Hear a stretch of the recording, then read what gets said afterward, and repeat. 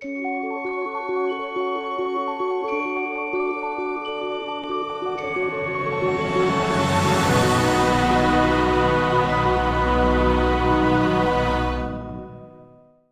are legitimate reasons to be very skeptical about Mogadishu rising.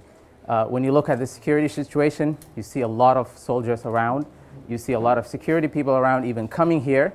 When you look at the politics of our country, this is what you see. Right? So you wonder how Mogadishu is rising after all of this.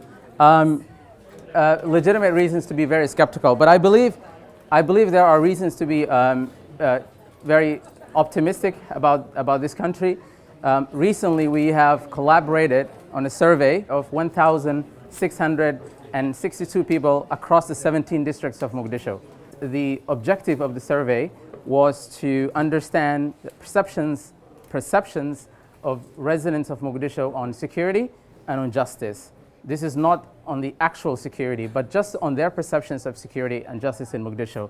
And what came out of that study of 1,662 people spread across the 17 districts of Mogadishu was actually even surprising to those of us who have been involved in that study.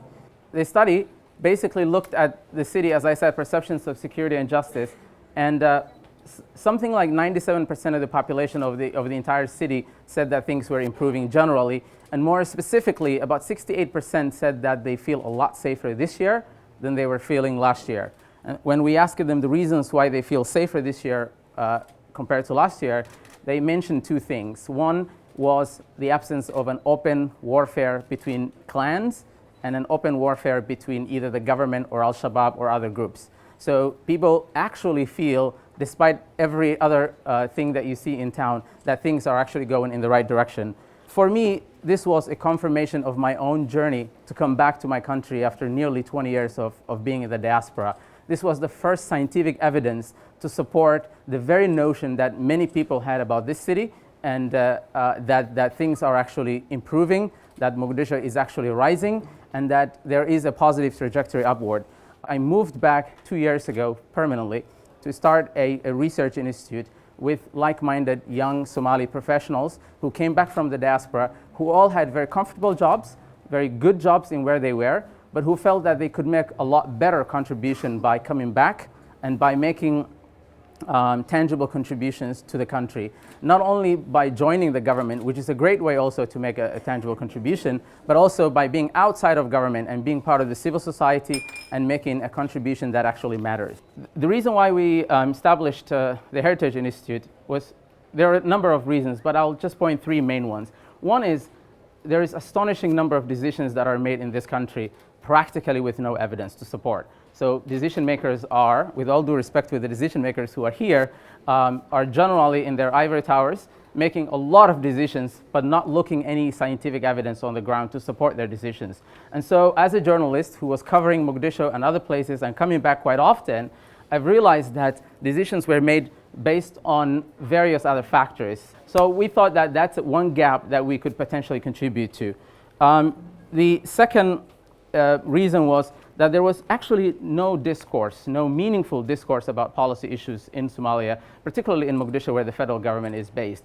And so we thought that's another gap that we could potentially close. The third reason was there was actually a narrative about Somalia that was largely written by people who know very little about Somalia or people who have never been in Somalia, but they miss the essence, the nuances of this country. And so we thought with an institute like this, we could tell the Somali story through research, analysis, sound analysis that's based on standard research and high quality output.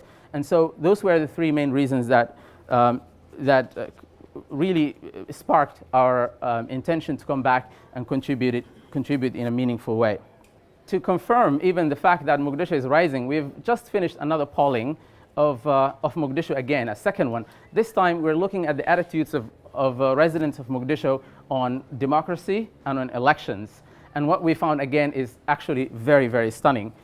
So we've asked a question, people 1,552 or something like that people in Mogadishu, 17 districts, what their attitudes toward elections and democracy are.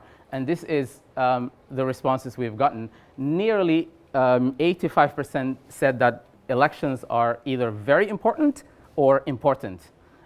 We've asked if elections were held today in Mogadishu, how many of you would vote? More than 80% would vote if elections were held today. That's how people are ready to transform their own lives. And then we've asked it,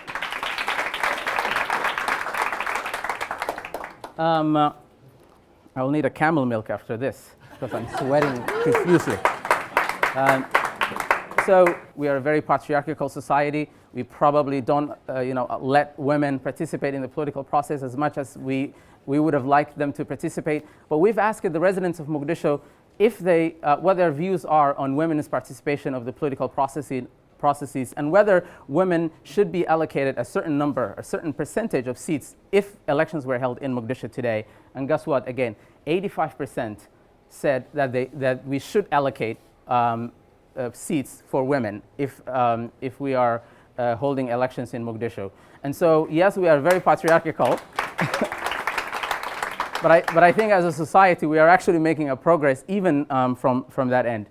And the last point to share about this study, we've also asked them about their attitudes toward minority participation or whether seats should be allocated for minorities. And the numbers were very similar. About 80% said yes, minorities should be participating in the political process. You might be wondering how we're collecting all of this data, and we're talking about polling and surveys because we're actually going into neighborhoods in Mogadishu. You might be wondering how we're doing this, and I'll show you how we're doing it. We're actually using a phone like this. Exactly, actually, this one is one of the phones we've used. So we're going around neighborhoods. We have questions that are plugged into the system, and we are knocking your door, and you open the door, and we say, my name is so-and-so, I'm from the Heritage Institute, I'm conducting a study on attitudes of elections and democracy. I would like to ask you a few questions.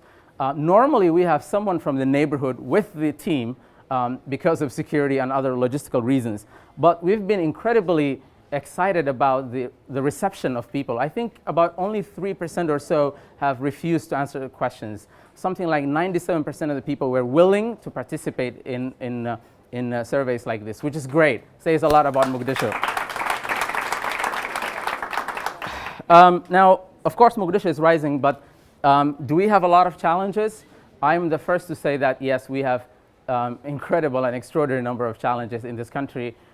We've recently traveled around the country. We've gone to Galkayo, Garowe, Kismayo, Baydhabo, and we're going to other cities. We were doing a research on federalism, and that's when you see the challenge that we have in this country and the length or the scope of that challenge. One of the key things that came out of that research was the need for social reconciliation, because just about everywhere we went in Somalia, people said, mentioned the issue of social reconciliation as a critical element to state building, as a critical ingredient to peace and stability in this country. And so while we can celebrate that Mogadishu is rising and we are on an upward trajectory, I think we have collectively a lot of challenges to overcome. But I think we can overcome if we are committed to it, if we have the right tools and the right support, and I think we have a beginning. Thank you very much.